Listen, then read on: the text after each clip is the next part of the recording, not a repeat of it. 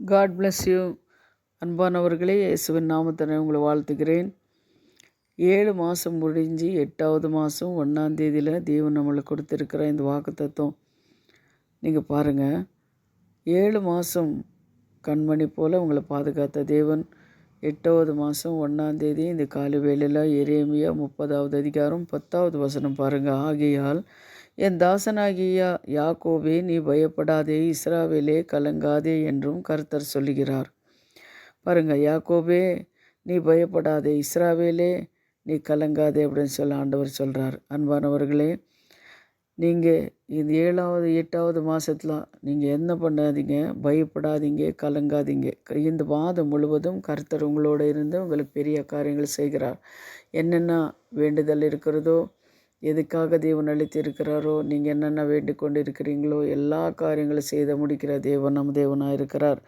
அதனால் இதை தைரியமாக சொல்கிறாரு. என் தாசனாகிய யாக்கோபே நீ பயப்படாதே அப்படின்றாரு.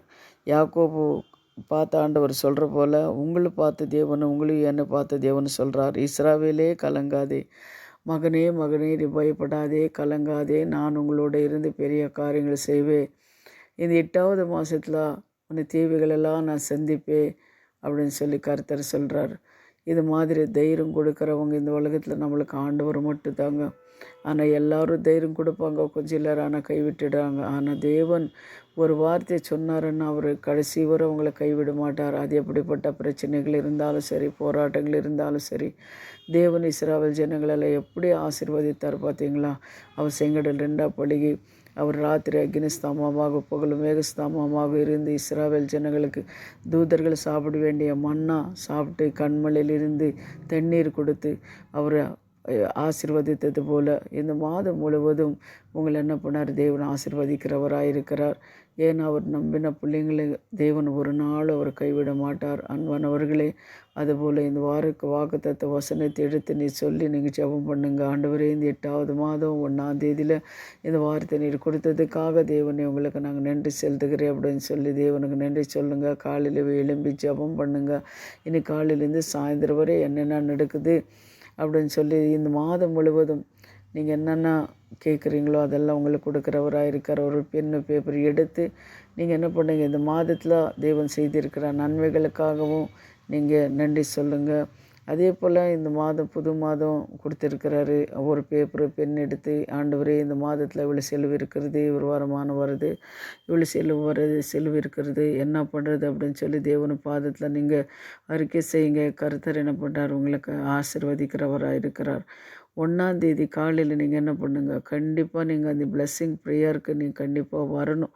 நீங்கள் வந்தீங்கன்னா இல்லை உங்கள் சபைகளுக்கு நீங்கள் போய் பாருங்கள். அந்த அன்றைக்கி போய் நீங்கள் எல்லாம் ஒப்பு கொடுத்து நீங்கள் ஜெபிக்கும் போது கர்த்தர் அந்த மாதம் முழுவதும் உங்களை ஒரு குறை இல்லாதபடி நடத்துகிறார். ஏன்னா நாங்கள் எல்லாம் ருசி பார்த்ததுனால அதை நாங்கள் சொல்கிறோம். என்னென்ன காரியங்கள் இருக்குதோ அதெல்லாம் எழுதி வச்சு நாங்கள் ஜெபம் பண்ணுவோம். ஆனால் கண்டிப்பாக இந்த மாதம் ஒரு குறை இல்லாதபடி எங்களை பாதுகாப்பார். அதுபோல் உங்களுக்கும் உங்களையும் தேவனை பாதுகாப்பார். நீங்கள் என்ன பண்ணுங்க, 5 ஜெபம் இருக்குது, நீங்கள் வாங்க, சபைக்கு வாங்க, கர்த்தர் உங்களோட இருந்து பெரிய காரியங்களை செய்வார். ஹல்லேலூயா. இந்த ஒரு வசனத்தை கூட நம்ம எடுத்து இன்னொரு வசனத்தை கூட வாசிக்கலாம். அது ஏசாயா 43:5 பாருங்கள். பயப்படாதே, நான் உன்னுடனே இருக்கிறேன், நான் உன்னை சந்ததியை கிழக்கிலிருந்தும் வரப்பண்ணி உன்னையை மேற்கிலிருந்தும் கூட்டி சேர்ப்பேன் என்று. அதுதான் சொல்கிறார் தேவன். பயப்படாதே, நான் உன்னோட இருக்கிறேன், உன் சந்ததி நான் ஆசீர்வதிக்கிறேன்னு சொன்னான் தேவன். இந்த காலை வேளையில் இந்த வார்த்தை தேவன் கொடுத்துருக்கிறாருன்னா தேவனுக்கு நன்றி சொல்லுங்கள். கர்த்தருக்கு ஸ்தோத்திரம்.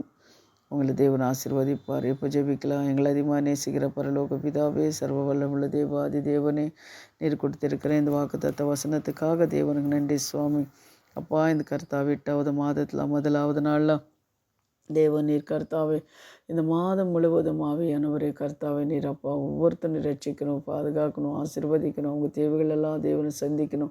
இந்த வார்த்தை கேட்குற ஒவ்வொரு பிள்ளைங்களுக்கும் சமாதான சந்தோஷத்தை தேவனிட்டு கொடுக்கணும். தகப்பனே, உங்களை நம்பி வாழ்கிறவங்களை ஒரு நாளும் நீர் கைவிட மாட்டீர் ஆண்டவரே. இயேசு ராஜா ஸ்தோத்திரம். இயேசுவின் நாமத்தினாலே பிதாவே, ஆமேன். God bless you. இந்த வசனத்தை எடுத்து தியானிங்க. கர்த்தர் உங்களை ஆசீர்வதிப்பார். ஆமேன், ஆமேன்.